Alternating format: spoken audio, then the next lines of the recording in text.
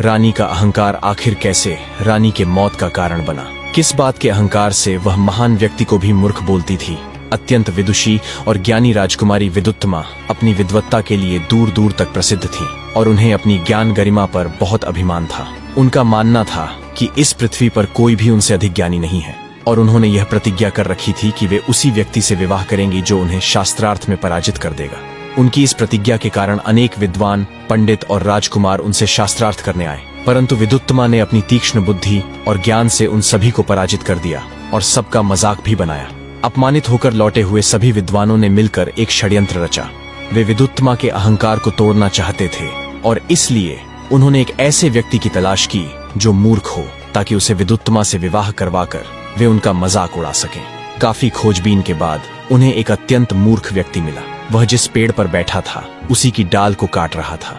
विद्वानों ने उसे देखा और सोचा कि इससे बढ़कर मूर्ख और कोई नहीं हो सकता। उन्होंने उसे बहला फुसलाकर अपने साथ लिया और उसे राजमहल ले गए। उन्होंने उसे समझाया कि वह विदुत्तमा से कुछ न बोले, बस मौन रहकर उनके संकेतों का जवाब दे, क्योंकि वे उसे बहुत बड़े मौन साधक के रूप में प्रस्तुत करने वाले थे। राजमहल में विदुत्तमा और उस मूर्ख व्यक्ति के बीच शास्त्रार्थ आरंभ हुआ। विद्वानों ने जानबूझकर यह नियम बनाया कि शास्त्रार्थ केवल संकेतों में होगा। सबसे पहले विदुत्तमा ने एक उंगली उठाई जिसका अर्थ था कि ईश्वर एक है। मूर्ख व्यक्ति ने इसे समझा कि राजकुमारी उसकी एक आंख फोड़ना चाहती है, तो उसने गुस्से में अपनी 2 उंगलियां उठा दी, जिसका अर्थ था कि अगर तुम मेरी एक आंख फोड़ोगी तो मैं तुम्हारी दोनों आंखें फोड़ दूंगा। परंतु उपस्थित विद्वानों ने इसका अर्थ यह निकाला कि ईश्वर एक है, लेकिन आत्मा और परमात्मा 2 हैं। फिर विदुत्तमा ने हथेली खोलकर 5 उंगलियां दिखाई, जिसका अर्थ था कि यह संसार पंचतत्वों पृथ्वी, जल, अग्नि, वायु, आकाश से मिलकर बना है। मूर्ख व्यक्ति ने सोचा कि राजकुमारी उसे थप्पड़ मारने की धमकी दे रही है, तो उसने गुस्से में मुट्ठी बांधकर दिखाई,